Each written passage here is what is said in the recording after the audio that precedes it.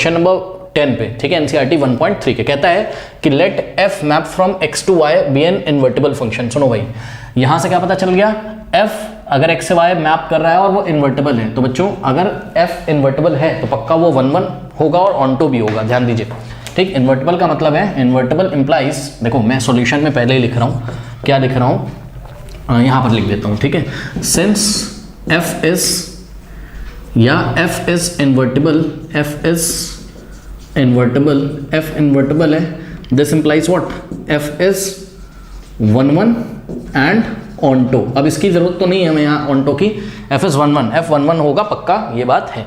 कहता है कि show that F has a unique, F has a unique inverse.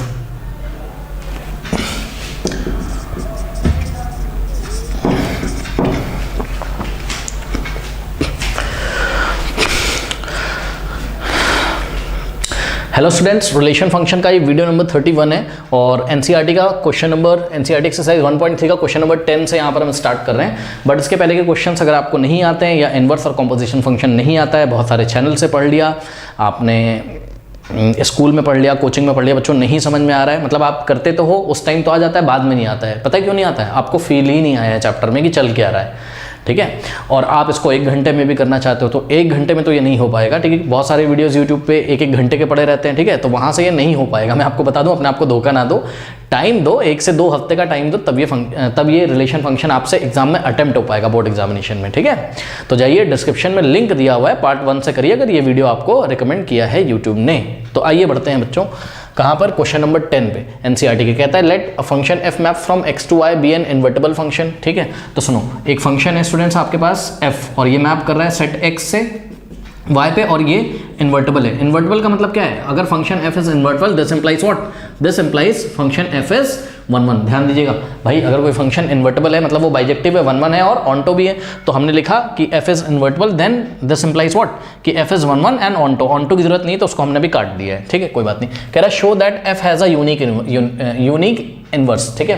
तो ये जो फंक्शन एफ है इसका यूनिक इनवर्स होता है। यूनिक का मतलब केवल एक ही इनवर्स होता है, अद्वितीय। यूनिक का मतलब अद्वितीय, मतलब एफ का एक ही इनवर्स फंक्शन होगा, दूसरा इनवर्स फंक्शन एफ का एग्जिस्ट नहीं करेगा, ठीक है बच्चों। तो हम क्या करते हैं, हम कॉन्ट्राडिक्शन मेथड का यूज करेंगे। कॉन्ट्राडिक्शन मेथड में हम क्या करते हैं कि हम जो वो बोल रहा है उसी का उल्टा हम अज्यूम कर लेते हैं। वो क्या कह रहा है कि एफ का एक ही इनवर्स फंक्शन होगा, तो हम क्या मान के चल रहे हैं कि एफ के सपोज 2 इनवर्स फंक्शन हैं, कौन कौन, G1 और G2। तो देखिए सॉल्यूशन में हमने एक स्टेटमेंट लिखी है, suppose F has 2 inverse function G1 and G2। चलो भाई, मान गए कि f जो फंक्शन है उसके 2 इनवर्स फंक्शन है G1 और G2। बच्चों ध्यान दो, इस क्वेश्चन में हम करें क्या, इस क्वेश्चन में अगर हम किसी तरीके से क्या प्रूफ कर दें, ठीक है, हम क्या प्रूफ कर दें कि G1 और G2 2 अलग अलग फंक्शन नहीं है, यानी किसी भी तरीके से, ध्यान से चेक करिएगा, किसी भी तरीके से अगर G1 is equals to G2 आ जाए स्टूडेंट्स, तो इसका मतलब जो आपने माना था, क्या माना था, G1 और G2 2 अलग अलग इनवर्स फंक्शन है f के, वो बात गलत हो जाएगी।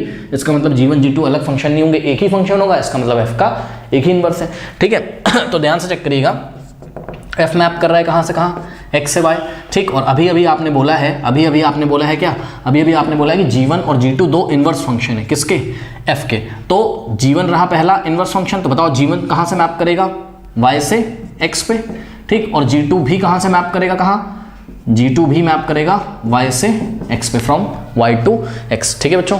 अब ध्यान से चेक करिए, एक बात बताइए, अगर f इन्वर्टिबल है, ठीक, ये वाली प्रॉपर्टी याद है, अगर f इन्वर्टिबल है तो क्या होता था, gof is equals to identity और fog is equals to identity. तो ध्यान से चेक करिएगा, since f is invertible, this implies what, this implies कि श्योरली गॉफ जो होगा आपका वो आइडेंटिटी होगा किसकी डोमेन पे, f की डोमेन पर। और f की डोमेन क्या है, फंक्शन, f की डोमेन क्या है, सेट x, तो ये ix के इक्वल होगा, ठीक। And fog is equals to, fog कहां पर आइडेंटिटी होगा, g की डोमेन पे। और g की डोमेन क्या है, g की डोमेन क्या है बताओ यहाँ पे, मतलब ये जो g होगा, चाहे G1 हो चाहे G2 हो, जो कि इस फंक्शन f का क्या है, इनवर्स है, ठीक।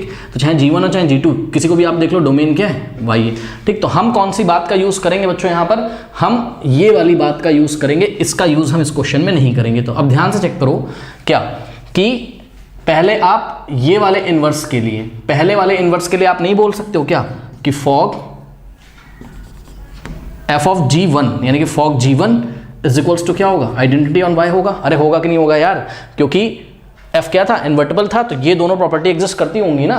तो पहली बार हमने सोचा, क्या सोचा, if G1 is the inverse, if G1 is the inverse, अगर G1 इनवर्स होगा तो क्या हो जाएगा, G1 of f is equals to ix and f of G1 is equals to iy, ये हो जाएगा। ठीक है बच्चों। अच्छा अब सुनो, आएगा क्या, ये आइडेंटिटी फंक्शन क्या होता था, आइडेंटिटी फंक्शन जो रखते थे वही आ जाता था। अब सुनो मेरी बात, चाहे G1 हो चाहे G2 हो, दोनों की डोमेन क्या है, कैपिटल Y है। सुनो ये देखो, ये कैपिटल Y है और ये कैपिटल X है। चाहे G1 हो चाहे G2 हो, दोनों ही कहाँ से कहाँ मैप करेंगे, कैपिटल Y से कैपिटल X की तरफ। यानी कि हम यहाँ पर बोलेंगे कि fog f of G1 is equals to identity आ गया, इसका मतलब क्या आ गया, y आ गया। ठीक है, यानी कि रखा कितना y और आगे आ गया y। लेकिन एक बात आपको बतानी पड़ेगी कि for all y belongs to set of y। ये बात समझ में आई कि नहीं आई। ठीक, इसी तरीके से हमने क्या सोचा, इसको इक्वेशन नंबर 1 बना लीजिए, इसी तरीके से हमने सोचा इफ ध्यान से चेक करिएगा, if G2 is the inverse, if G2 is the inverse of f, तो क्या हो जाएगा बताओ, यहीं से क्या हो जाएगा, दो बातें हो जाएंगी क्या, G2 of f is equals to ix and f of G2 is equals to iy हो जाएगा।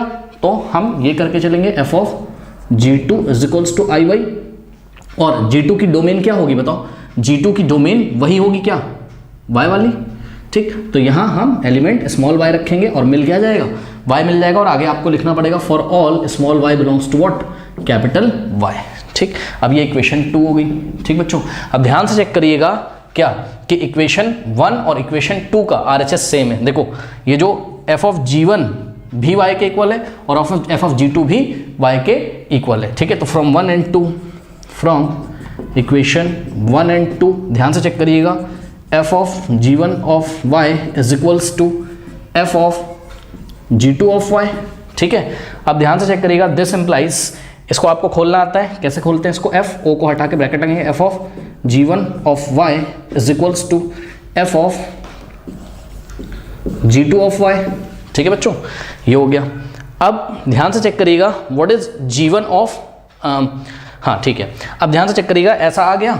अब मेरी बात सुनो, यहाँ पे स्टॉप करो, देखो f क्या है, 1 है।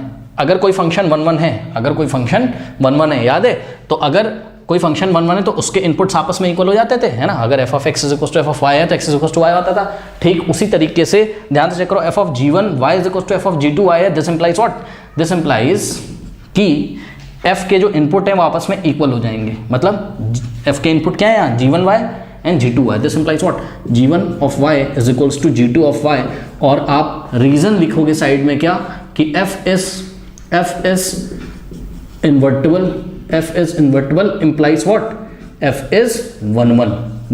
f इन्वर्टिबल था इसलिए f 1 1 है, और f अगर 1 1 है तो उसके इनपुट्स आपस में इक्वल होंगे, तो f के दोनों तरफ इनपुट इक्वल हो जाएंगे। ठीक, तो G1 of y is equals to G2 of y आ गया। ठीक, बस आ तो गया, यही तो दिखाना था। This implies what, this implies कि G1 and G2 are not two different function, G1 and G2 are same function. ठीक है, तो आपने जो 2 इनवर्स माने थे वो अलग अलग इनवर्स नहीं है, वो एक ही इनवर्स है। Hence what, f has unique inverse. कर लीजिए।